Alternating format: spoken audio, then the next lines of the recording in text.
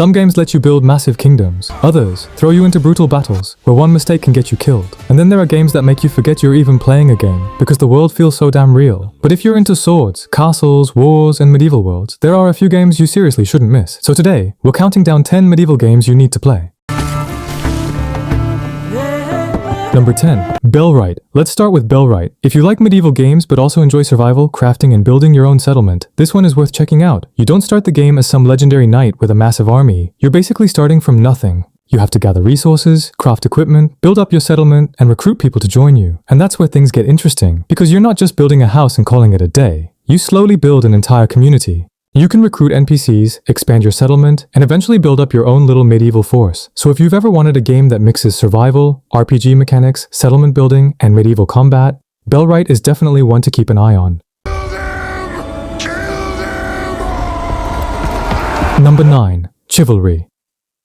Now maybe you don't care about building a village, maybe you just want to grab a sword and absolutely destroy someone on a medieval battlefield. If that's you, Chivalry 2 is probably more your style. This is a multiplayer medieval combat game where massive groups of players fight each other using swords, axes, spears, bows, and pretty much anything else you can get your hands on. And the battles can get completely ridiculous. You've got dozens of players running around, arrows flying everywhere, castles being attacked, and people getting launched across the battlefield. But the combat isn't just about randomly swinging your weapon. You actually have to learn timing, blocking, dodging, and when to strike. And when you finally pull off a perfect attack, it feels amazing.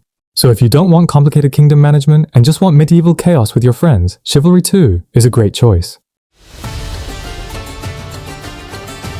Number 8. Stronghold Crusader. Next up is a classic, Stronghold Crusader. This game has been around for a long time, but somehow it's still incredibly addictive. The idea is pretty simple. Build your castle, manage your economy, keep your population fed, build an army, and then destroy your enemies. Sounds easy, right? Well, not exactly. Because if you focus too much on your army, your economy can fall apart. If you spend too much time building your economy, your enemy might attack before you're ready. And if your defenses aren't strong enough, well, good luck. That's what makes Stronghold Crusader so fun. You're constantly balancing your economy, your defenses, and your military. And even though the graphics obviously aren't going to compete with modern games, the gameplay still holds up surprisingly well. Sometimes you don't need fancy graphics to make a game addictive. Number 7. Medieval Dynasty. Now let's slow things down a little, because not every medieval game is about destroying your enemies. Medieval Dynasty is about building a life. You don't play as a legendary king.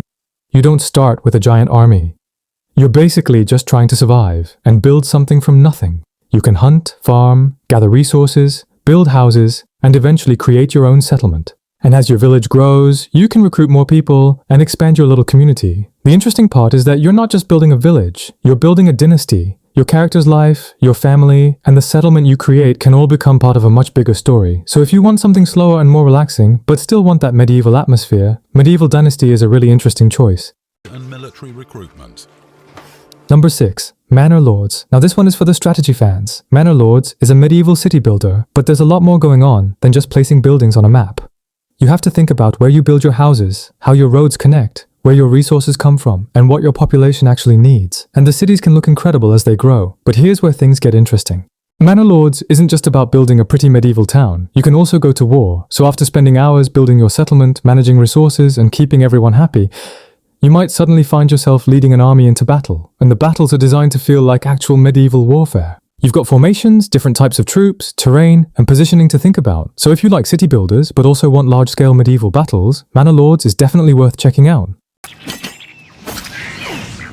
Number 5. Oblivion Remastered. Now we're getting into fantasy. Oblivion Remastered brings you back to the world of Tamriel, filled with dangerous creatures, massive cities, dungeons, quests, and plenty of weird things waiting around the next corner.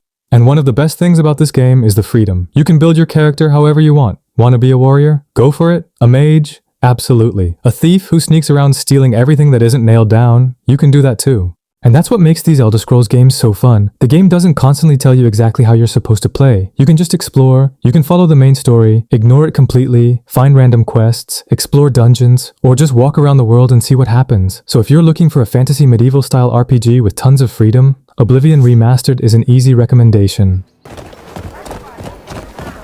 Number 4. Crimson Desert. Now, this one is a little different. Crimson Desert isn't a traditional medieval game. But if you love massive fantasy worlds, castles, armies, and brutal melee combat, you're probably going to want to keep an eye on this one. You play as Cliff, a mercenary, traveling through the massive continent of Pywall, and the world is packed with huge environments, enemies, cities, monsters, and massive battles.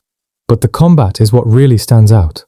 You can fight with swords, use different abilities, dodge attacks, and take on enemies that are much bigger than you. And the game isn't afraid to go completely over the top. One moment you're fighting soldiers, and the next, you're dealing with something that looks like it came straight out of a fantasy nightmare. The world also looks incredible. Massive landscapes, castles, forests, and detailed environments make this game feel like something you'd expect from a much bigger fantasy RPG. So, if you want something that combines medieval-style environments with huge fantasy action, Crimson Desert is definitely one to watch. Number 3. The Witcher 3. Of course, we can't make a list like this without The Witcher 3. Even years after its release, this game is still considered one of the best fantasy RPGs ever made. You play as Geralt of Rivia, a monster hunter traveling through a world filled with war, monsters, politics, and some seriously complicated characters. But what really makes The Witcher 3 special is the storytelling. Some quests start out looking completely ordinary. You might think you're just helping someone find a missing person, then things get complicated, and suddenly, you're forced to make a decision where there isn't really a good answer. That's something The Witcher 3 does incredibly well. It makes you actually think about your choices, and the world itself is packed with things to discover. There are monsters to hunt, villages to explore, contracts to complete, dungeons to find, and side quests that sometimes feel like entire stories on their own. So if you've somehow never played The Witcher 3, seriously, give it a shot. Shield wall infantry!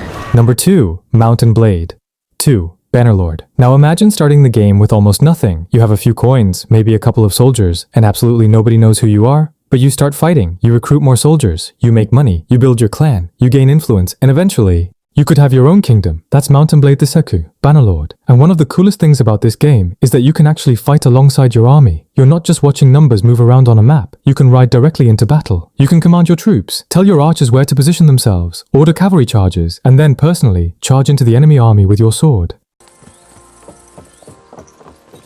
And finally, number 1, Kingdom Come, Deliverance 2.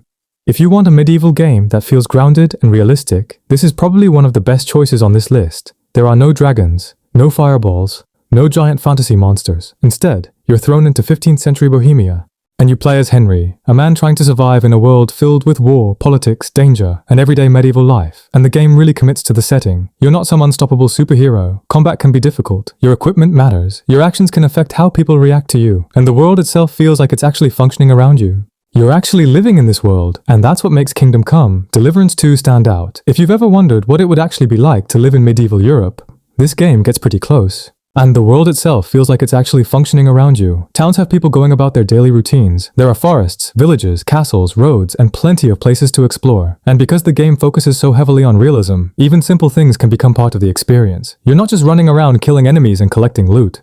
And that's 10 medieval games you should definitely check out. Whether you want massive battles, kingdom building, survival, city management, or a huge fantasy RPG world, there's something here for pretty much every type of medieval gamer. But now I'm curious, if you could only choose one game from this list, which one would you play? Let me know in the comments.